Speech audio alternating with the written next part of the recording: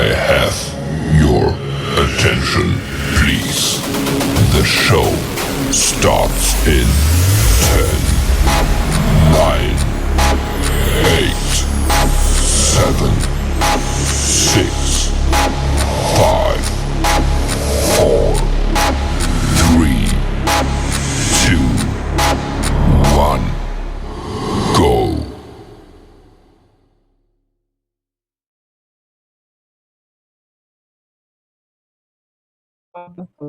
Well, to another podcast here with the Crew Podcast of Us Speaks, and we speak with building new legacy.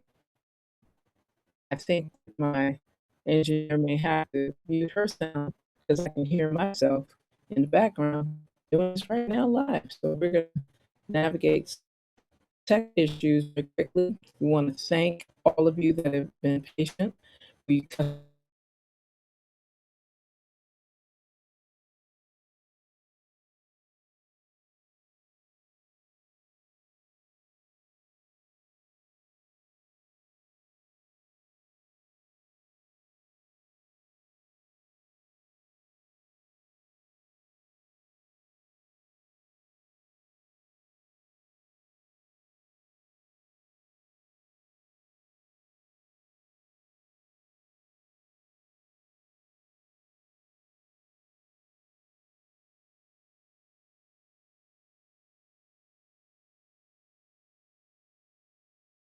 on in our body self, in our soul.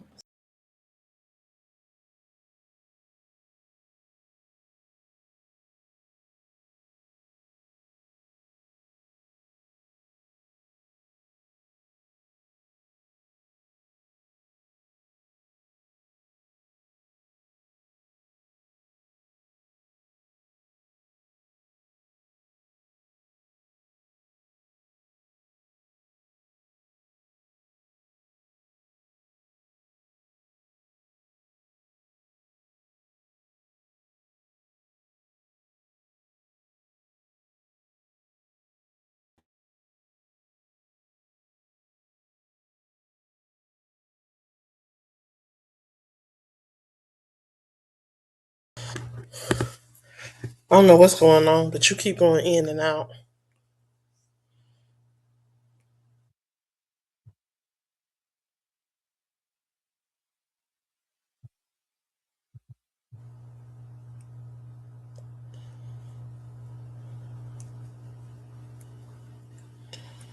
It's not showing you have no signal. Dr. Chen,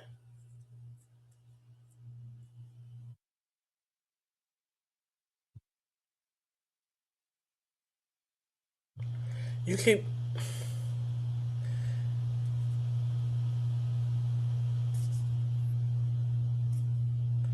I don't know what's going on with your connection, but you keep dropping in and out.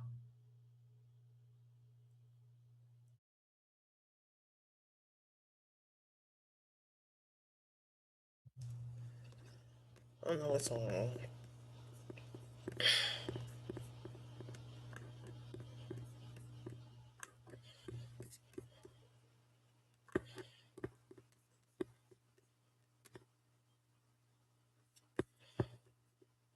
Dr. Chen,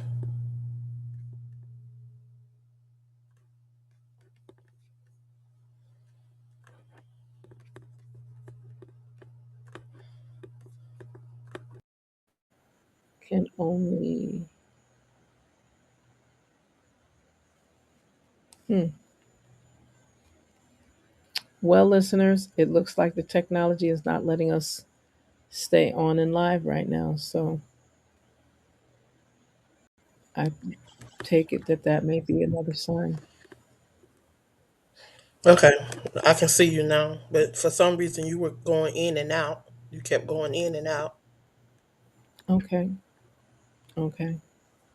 There's a lot happening. We've had some weather, but it hasn't been the type of weather that has taken us to that particular space.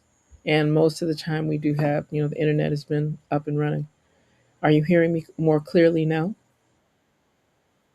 Beautiful. Beautiful. So let me go back to part of the beginning. So, for those that have had a chance to hear part of what's been shared tonight, this is a return, an opening of our 2026 season for the Crew Podcast. And this is Queen Mother Dr. ChenziRa of AST Speaks. We focus on conversations, dialogue, versations around building new legacy. We also speak of knowledge, power, sovereignty, reparations, repatriation, and all things that are uplifting. There are times where we may have guests that will speak to holistic health and wellness, as well as natural ways of engaging in healing and keeping the body system, the spirit systems, the soul systems in the heights of balance and harmony. We always start in the beginning with reflections and veneration to our ancestors and to our Almighty Creator in all things that we speak and do. To the best of our ability, we highlight information that has been vetted, information that's not questionable, things that we do not need to be skeptical about. And we highlight also information that shifts from artificial intelligence in its more temporal form to ancestral intelligence, the AI that is in the heights. The other part that's really important of some of the things that we bring truth to light, truth as power, and truth within power are the questionable areas. There's a number of people that are highlighting this time of the year, the month of February, in the 48 contiguous and pretty much significant portions of the Western Hemisphere and other parts of the world as well. February is highlighted for a number of things, but in the in respect to the work of the honorable historian, scholar, and obviously an activist, Dr. Carter G. Woodson, the month of February is highlighted as African Black History Month. And there's a number of achievers, a number of contributors, a number of persons and institutions that are highlighted during this month. So while it may be referred to as the shortest month of the year, because it is only 28 days, sometimes 29 every 4 years, this is also a time where we get to celebrate and highlight or to really hone in on contributors to Black history, African history, which impacts world history. And for as many of us, when we are celebrating and acknowledging this time of the year, it brings a number of issues to the forefront. So I am going to take a moment and really highlight some things around Dr. Carter G. Woodson and the for those persons that may not be familiar with the organization that he was very um, was the founder of, and that still exists. When people speak of the Association for the Study of African American Life and History, I'll say that again, the Association for the Study of African American Life and History, for short, ASALA. And again, this was established in 1915. So they're actually really over a century old. This was a time where, yes, Dr. Carter G. Woodson founded what was then the Association for the Study of Negro Life and History, which of course shifted to Black life and history, which shifted to African American life and history as it's known now. But it also was the year before Dr. Carter G. Woodson established the Journal of Negro History, which was in 1916. I think it's really important to also reflect on one of his more notable works. He wrote quite extensively, but I think it's important to remember that text, The Miseducation of the Negro, that Dr. Carter G. Woodson penned and authored with extreme research that grounded the work, and that was in 1933. Again, more than 15 years after the founding of the Association for the Study of Negro Life and History. I just think it's important for persons to just have the context. So it's, yes, now in 2026 we celebrate African Black History Month. However, it had a very powerful origin, a very powerful root, a very powerful beginning in the early 1920s. That he also initiated Negro History Week, and from that, Negro History Week grew into Negro History Month, that grew into Black History Month, that grew into African American History Month, and people say African History Month in general. And I would be remiss if I didn't highlight that this also impacted and influenced the establishment of African History Month in the Eastern Hemisphere, specifically in the UK, in Britain, where in the month of October, that's where a lot of African History Month, that's the month designated for African History Month celebrations, collaborative engagements, cooperative programs, and much, much more to really celebrate the achievements, the contributions, the commitment, dedication of many leaders, many scholars, scientists, artists, agriculturalists, and much, much more. I think it's really important too to know that Dr. Carter G. Woodson earned his PhD in history from Harvard University in 1912. So let's just look at the how this manifested. 1912, he's graduating with a PhD in history from Harvard. 1915, he's establishing an association for the study of Negro life and history. 1916, he's establishing the Journal of Negro History. 1926, well, 1920s in between, founded the whole celebration of Negro History Week into Negro History Month, into Black History Month, moving into African American History Month, and for some, just simply African History Month. And then authors The Miseducation of the Negro in 1933. So part of this conversation is to really just give us a thread of some of the celebrations, how this came to be for persons that are not familiar with Asala. I encourage people to just look for the Association for the Study of African American History and Life.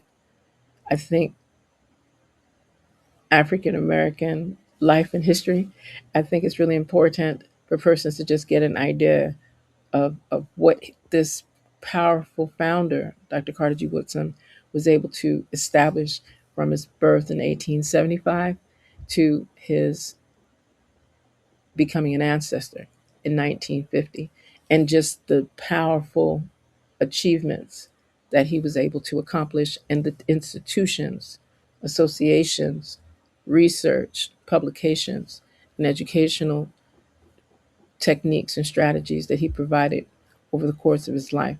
I just think it's really important to know that he worked as a, worked for the US government at one point while he was working in the Philippines.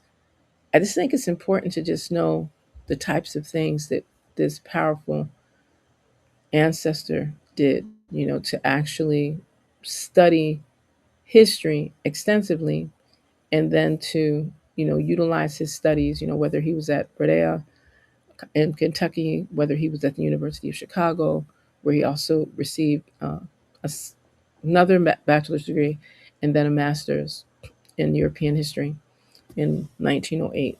I could be off in that year, but because I'm doing my best to just kind of highlight for persons, if you'd like to go to the ASALH.org, again, ASALH.org, you would find out even more information about Dr. Carter G. Woodson at your leisure. I think it's important to also look at some of the publications that came during his time, specifically through the Journal of Negro History, which impacted many other publications. And this was happening parallel to the formation of the Universal Negro Improvement Association in Jamaica, led by the Honorable Marcus Messiah Garvey, with the support, in its initial stages, with the support of his first wife, Amy Ashwood Garvey, and then how that developed into a larger government movement. For some, they tend to refer to it primarily as the Back to Africa movement, but it was African fundamentalism. It was early Pan Africanism. It was entrepreneurship, economic development and drivers, and protections and security, addressing our medical and health and wellness needs, with the Black Cross nurses and different organizations to support the training of nurses and physicians, within the African community. And this is early 20th century. And then to have security, to have the militia, the military, more correctly, that supported the UNIA and protected people, especially during the time where lynching and other forms of terrorism and injustices were very prevalent. It's important to see that these things were happening. So that was 1914 for the UNIA, expansions and new developments by 1918, 1919. And then in 1920, one of the largest gatherings of, more than 25,000 delegates from around the world, representing more than a membership of more than 4 million Black people in 1920. And those delegates met in Madison Square Garden. I want persons to get that in their head. Black people having a Universal Negro Improvement Association, African Communities League convention in Madison Square Garden in New York in August 1920. Pause on that. That that's African Black History Month. That's African Black history. That's world history.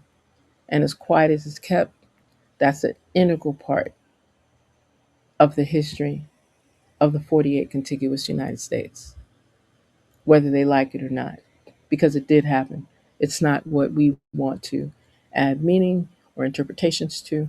This is what did happen, and this was happening parallel to an entire era of injustice coming from law enforcers, lynchings coming from unjust ones, and institutions that were consistently and relentlessly attempting to diminish the contributions, the achievements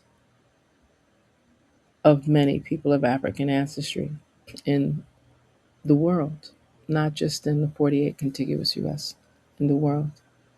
So I say that, and I kind of reel back into a couple of other conversations, because this is a time where we would like to also highlight some of the more positive engagements and support our sisters and brothers that are doing a variety of great work in the region.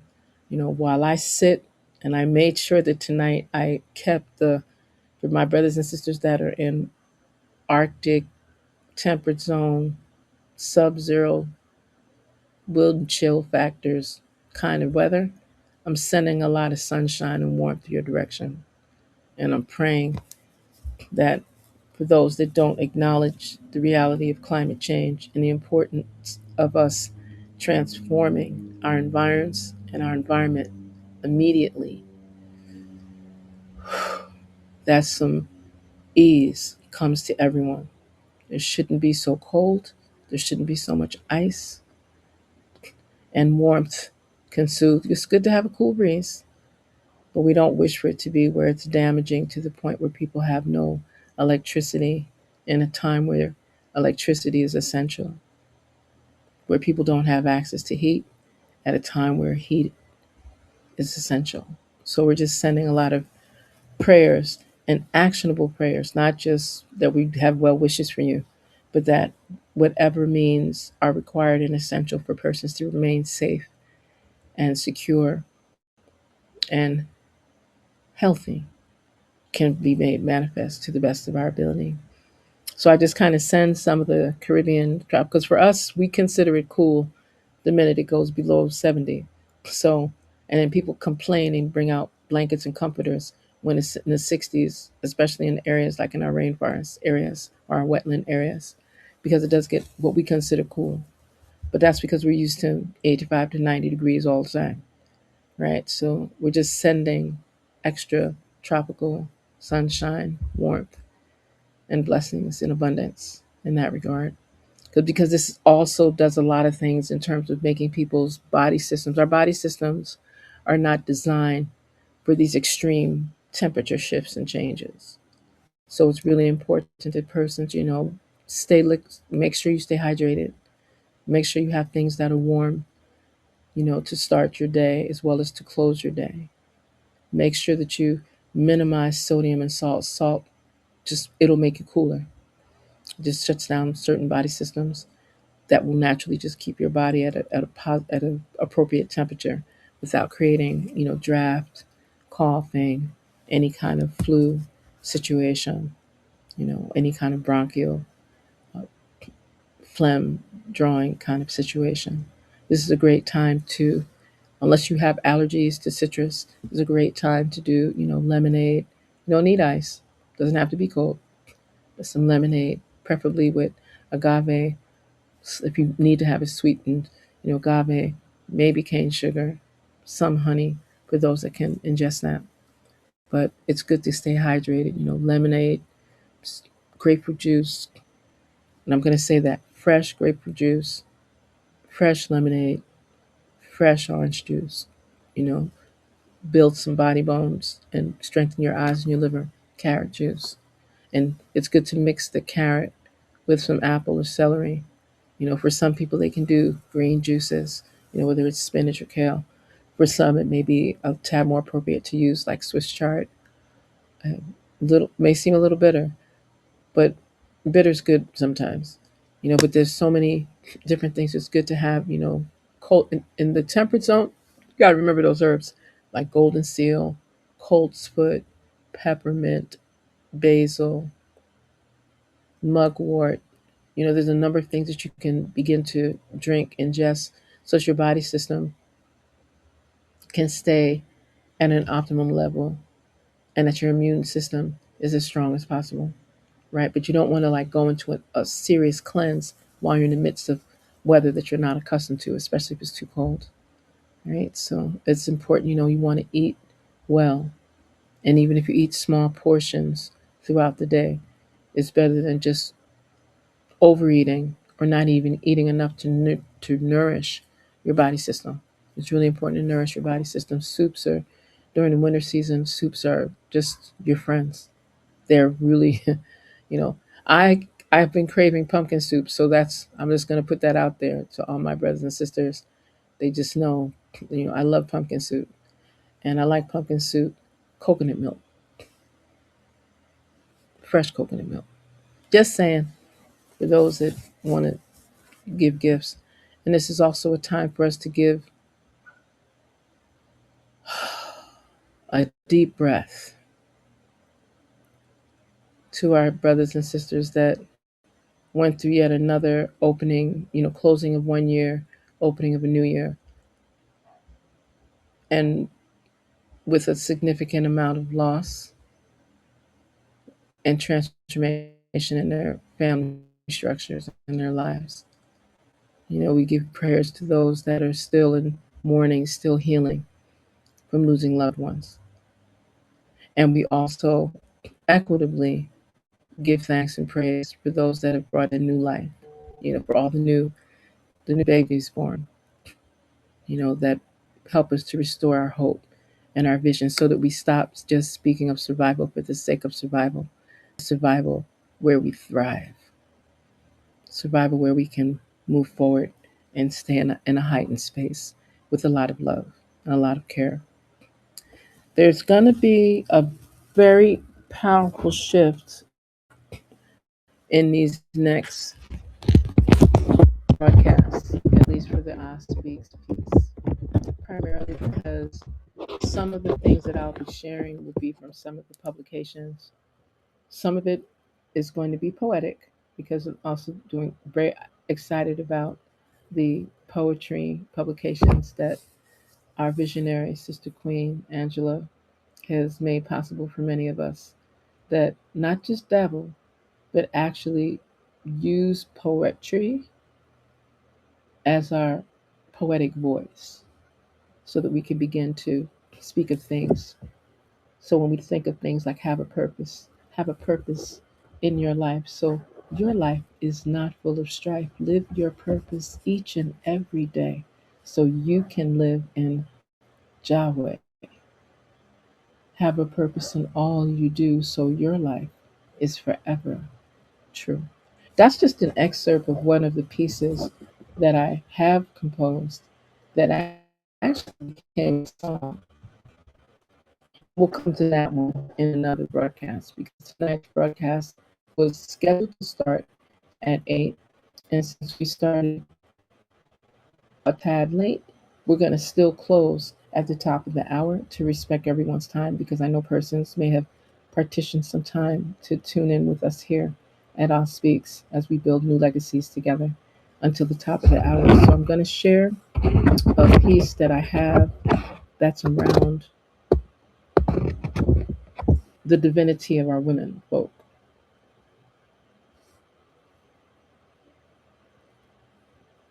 The divinity in each of our women allows for us to uncover, to experience, to restore order and balance, to share life, to remember, not just remember, but to lighted memory in all that we share and we do, to speak of the openings, the gateways, what some refer to as chakras, the openings that allow for women to share, to learn, to care, to live, and practically experience one another, our rutical aspects of our center, our existence, how we reflect on womb manifesting, not just manifesting, but womb manifesting from a very deep space at the center of our soul source, at the center of our womb.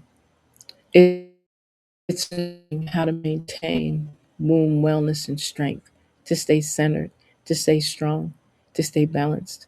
It's how we establish a transformational journey. Is it a transformative journey or is it a transformational journey? Hmm. As we begin to ponder on things that are really important, how do we ponder on those things that share with us technologies that are far exceeding anything artificial? For us, intelligence is ancestral. For us, even emotional intelligence gives us grace. For us, SI, spiritual intelligence, reigns even further and deeper and wider in a space that allows for each and every one of us to stay balanced, harmonious, divine, righteous, truthful, and as harmonious as we may sound, it will keep us at the center of our spaces of joy, our spaces of love, our spaces of care, our spaces of respect, our spaces of loyalty, our spaces of honor, our spaces of sovereignty. And not just any type of sovereignty, but that sovereignty that authentically keeps us free. That sovereignty that honors, respects, and compassionately nurtures and cares for our essence as the humans that we are living in a mortal frame, moving into a realm of immortality, so that we truly are in the likeness and the image of the Almighty, with grace, with gratitude, with a humility that is so powerful. Some people actually think that we're arrogant, and it's not that at all. It's simply that we're moving in a space of honor and grace and truth because we no longer just believe. We don't be lying. We no longer just believe. We know, and we stay grounded in what in our ancestral legacy we refer to as Jesek Tepi Nefer, Know yourself for the greatest and highest good. So, with that being said, and as I said earlier, we love to respect everyone's time. And if we say 8 to 9, at 9:01, we're going to close this particular broadcast tonight out. So we look forward for you joining us again. And make sure you tune in 8 p.m. throughout the week to listen to the Crew podcast. We've got some dynamic broadcasters that have a lot to share, a lot that they care about, and they're bringing it to you. So share the network and join us again on the first and third Thursday at 8 p.m. Eastern, 9 p.m. Atlantic, with your host, Queen Mother Dr. ChenziRa, here on I Speaks. Remember, culture heals humanity, land is our foundation, and spiritual harmony unifies us. Giving thanks. Many blessings. Until the next time, remain inspired. Good night. Hotep. Peace.